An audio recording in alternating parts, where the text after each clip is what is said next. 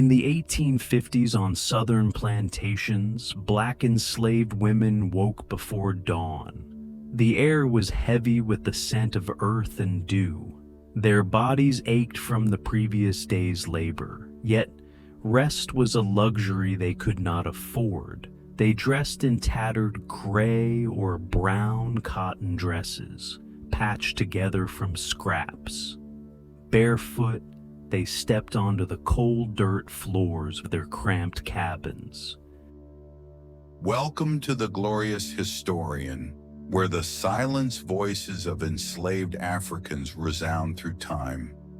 From brutal chains to unbroken spirits, we unveil their struggles, resilience, and legacy. Subscribe now, share your thoughts below, and journey deeper into their truth. Let their voices guide your heart. Listen on. The overseer's horn sounded, a harsh signal to begin the day's work. They gathered their tools, sickles, hoes, and baskets, and walked to the fields. Cotton stretched endlessly before them, its white bowls a cruel promise of another grueling day. The sun rose slowly, its heat already oppressive by mid-morning. They bent over the rows, their hands moving swiftly to pick the cotton, thorns pricking their fingers. Blood mingled with sweat, but they could not pause. A white overseer, dressed in a gray wool coat and trousers, watched from horseback, his whip coiled at his side, ready to strike at any sign of slowness. Their backs burned from the constant stooping, muscles screaming for relief. They sang softly, spirituals passed down through generations, their voices a quiet defiance against their suffering. The song spoke of freedom, of a promised land, giving them strength to endure. By noon, the heat was unbearable, the air thick with humidity that made breathing difficult. They were given a brief respite, a scrap of cornbread and a sip of water, but it was never enough. Hunger gnawed at their stomachs, a constant companion in their daily struggle. They returned to the fields, the afternoon stretching on endlessly, each hour a test of their endurance. Black enslaved women on these plantations carried burdens far beyond the fields. Their labor was not confined to cotton picking alone. They were expected to perform every task demanded of them, regardless of their physical state. Many worked in the fields while pregnant, their bellies swollen, their bodies strained by the added weight. They tied cloths around their waists to support their backs, but the white overseers in gray coats and wide-brimmed hats showed no mercy. A woman who slowed down risked a lash, the whip leaving scars that never faded. Others were assigned to the plantation house, cleaning, cooking, and tending to the white enslaver's family. They scrubbed floors until their knees bled, their hands raw from lye soap, wearing tattered gray dresses. They cooked meals they could never taste, the aroma of fresh bread a cruel taunt to their empty stomachs. They cared for the white enslaver's children, nursing them with the same milk meant for their own babies, while wearing patched brown dresses. Their own children often went hungry, left in the care of elderly black women too frail to work the fields. These women returned to their cabins at night, their bodies exhausted, to tend to their own families. They mended clothes by the flicker of a candle, their fingers trembling from fatigue, using needles and thread on their gray and brown garments. They prepared what little food they had, cornmeal mush or stolen scraps, trying to stretch it for their children. Sleep was fleeting, interrupted by the cries of infants or the fear of the white overseer's midnight visits. Their days were a relentless cycle of labor, with no hope of reprieve, their strength the only thing keeping them alive. Violence was a constant shadow over Black enslaved women's lives, a threat that loomed in every moment. The white overseer's whip, held by a man in a gray wool coat, was not their only fear, though its sting was a daily reality. They worked under the watchful eyes of white men who saw them as property, their humanity stripped away with every lash.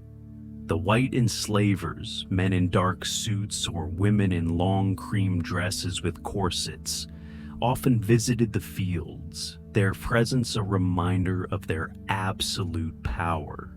These Black women, in torn gray or brown dresses, faced abuse in ways that left scars far deeper than those on their skin. Many endured assaults in the darkness of their cabins, their cries unheard, their suffering unseen. They had no recourse, no protection, their bodies violated by those who owned them. The threat of punishment was ever present, even for the smallest infractions. A dropped basket of cotton could earn 10 lashes. The white overseer's rage swift and merciless.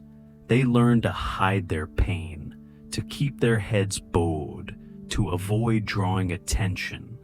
But silence was not always enough.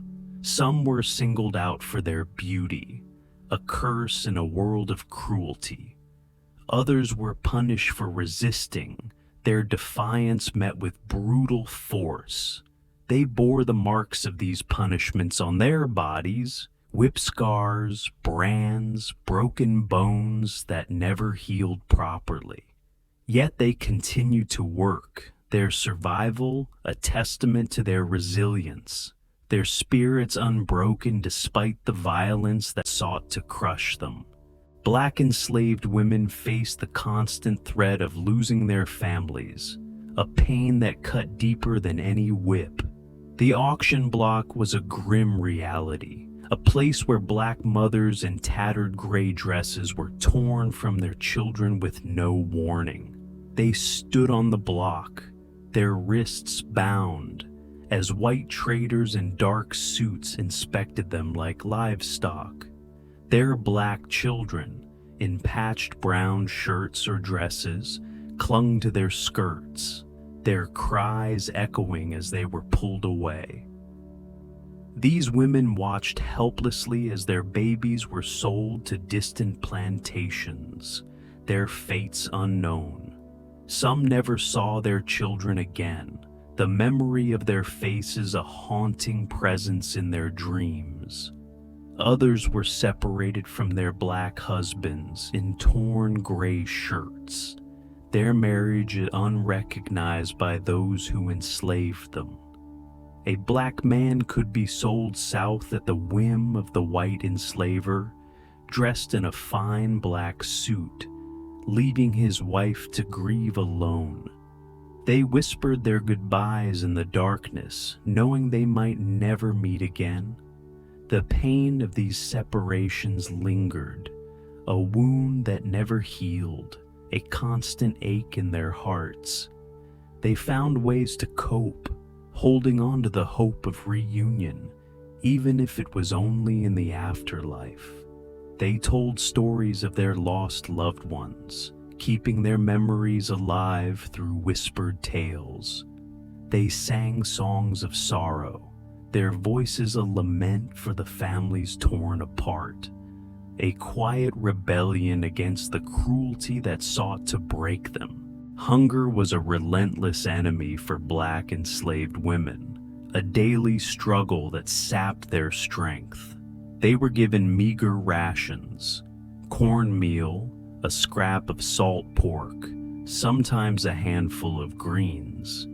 these provisions were never enough to sustain the grueling labor demanded of them. They worked from dawn to dusk, their stomachs growling, their bodies weakening with each passing day. Wearing tattered gray or brown dresses, they learned to forage when they could, stealing moments to gather wild berries or roots in the forest near the plantation. These small acts of survival came with great risk. Being caught by a white overseer in a gray coat could mean a beating, his wrath swift and unforgiving. They shared what little they had with their black children, often going without to ensure their babies had enough. They boiled cornmeal into mush, stretching it with water to feed their families in their cabins. They hid scraps in their quarters, risking punishment to save a morsel for later, their hands trembling in their patched dresses. Some resorted to stealing from the plantation kitchen, a dangerous act of defiance born of desperation. They faced the constant threat of starvation, their bodies growing thin, their strength fading under the weight of hunger. Yet they persevered, their determination to survive a quiet act of resistance, their love for their families a driving force. They found ways to endure, their resourcefulness a testament to their unyielding spirit, their hope a light in the darkness of their struggle. Motherhood under slavery was a cruel paradox for black enslaved women, a source of both joy and unimaginable pain. They carried their children under the harshest conditions, working in the fields until the day they gave birth, dressed in torn gray cotton dresses. They labored through contractions, their bodies bent over cotton rows, the white overseer in a gray coat, a constant threat with his whip. They gave birth in their cabins with no medical care, often assisted only by other black women in tattered brown dresses who shared their plight. These newborns were a fleeting source of hope, a reminder of life amidst so much suffering. But the joy of motherhood was overshadowed by the fear of loss, the knowledge that their black children, in tiny patched shirts, were born into bondage.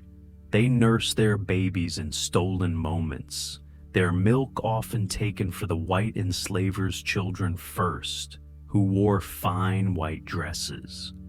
They watched their children grow under the same brutal conditions, their small bodies forced into labor as soon as they could walk. They taught their children to survive, whispering lessons of endurance in the darkness of their cabins. They lived with the constant fear of separation, knowing their children could be sold at any moment. They held their babies close at night, their arms a fragile shield against the cruelty of the world. They sang lullabies, their voices trembling with love and fear, a quiet act of defiance against the system that sought to break them. Their motherhood was a battle, their love a weapon, their resilience a legacy passed down through generations. Black enslaved women found strength in their community, a fragile but vital lifeline in their daily struggle. They supported each other in ways that defied the cruelty of their enslavement, wearing tattered gray and brown dresses. They shared what little they had: food, clothing, even the warmth of their bodies on cold nights. They cared for each other's black children in tiny patched shirts, stepping in when a mother was sold or too weak to work. They gathered in secret at night, whispering prayers and songs in the darkness of their cabins. These spirituals were a source of hope, their melodies a quiet rebellion against their oppression. They told stories of their ancestors, keeping their heritage alive despite the attempts to erase it. They braided each other's hair, a small act of care that offered comfort in a world of pain. Their hands gentle despite the roughness of their gray dresses. They tended to each other's wounds, using herbs and old remedies passed down through generations. They mourned together when a child was sold, their tears a shared grief that bound them closer. They celebrated small victories, a stolen moment of rest, a child's first steps, finding joy in the midst of sorrow. Their community was their strength, their bond a quiet resistance, their love for each other a light in the darkness. They endured together, their shared struggle a testament to their unbreakable spirit, their unity a legacy of resilience. Black enslaved women resisted through their culture, a quiet defiance that preserved their humanity. Despite their tattered gray and brown dresses, they sang spirituals in the fields, their voices blending in haunting harmonies that spoke of freedom. These songs were coded messages, guiding runaways to safety, a secret language of hope. They danced in secret gatherings, their movements a celebration of life amidst suffering, their bare feet tapping softly on the earth. They told stories of their African heritage, passing down tales of warriors and kings to their black children in patched shirts. They wove baskets and quilts, their hands creating beauty from the scraps they were given, their patterns a nod to their past. These crafts were more than survival. They were acts of resistance, a way to reclaim their identity.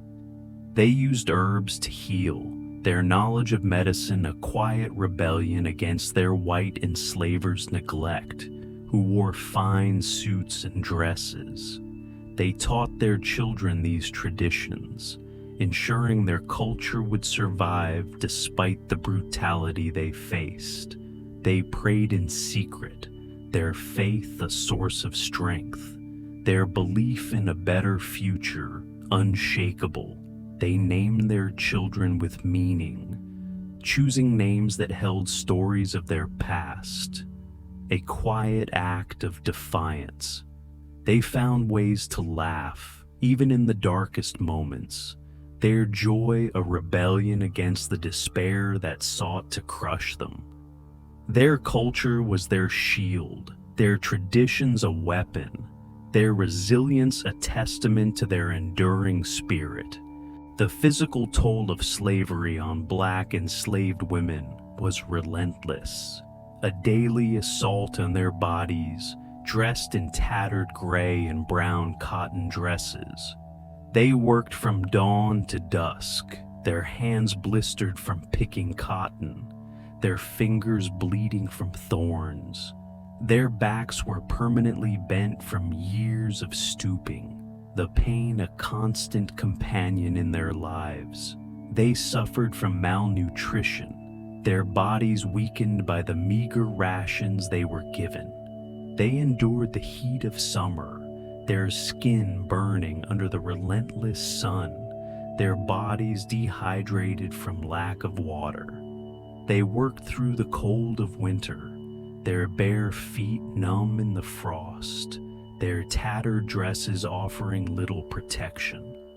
They carried injuries that never healed, whip scars, broken bones, infections that festered without care.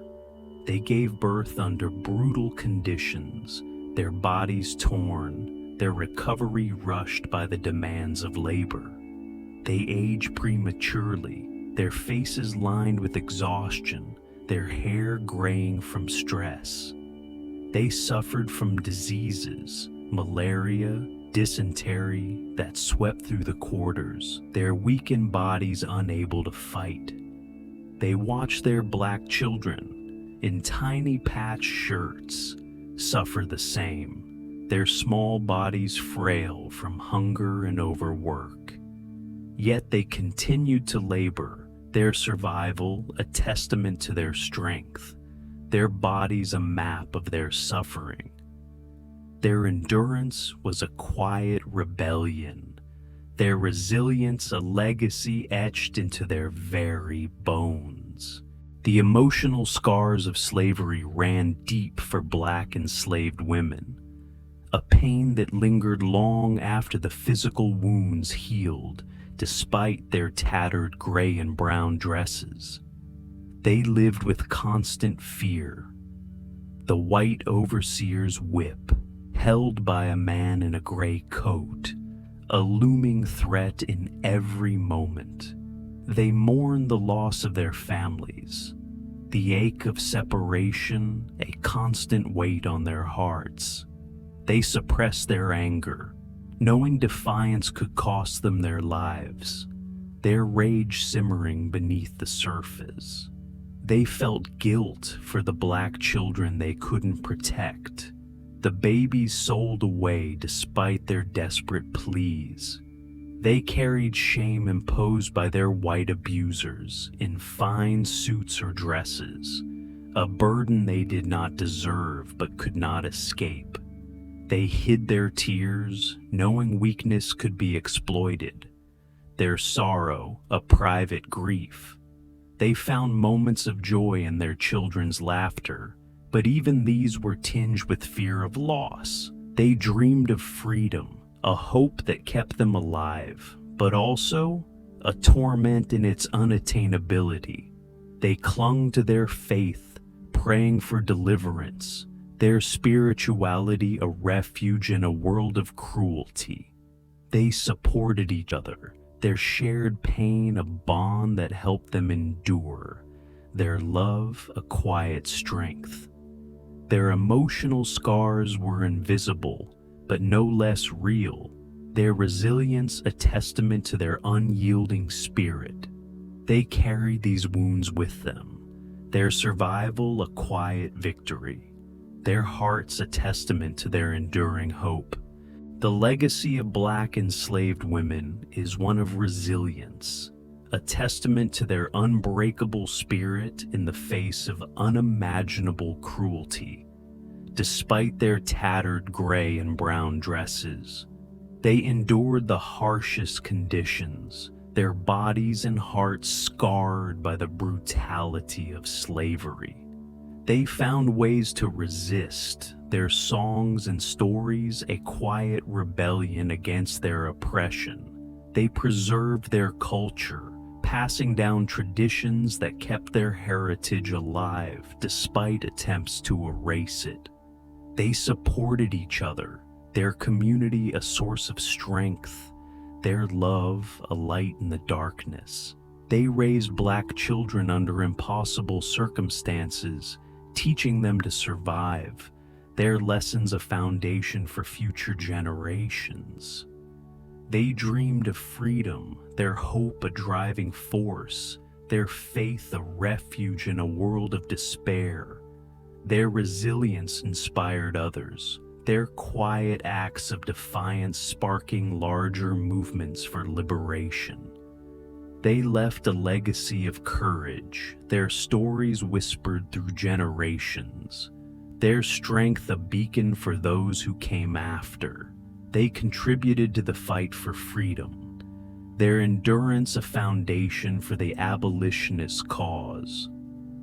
Their legacy lives on in their descendants, their spirit a reminder of the power of resilience, their lives a testament to the human spirit. They are the unsung heroes of history, their struggle a vital chapter, their voices echoing through time.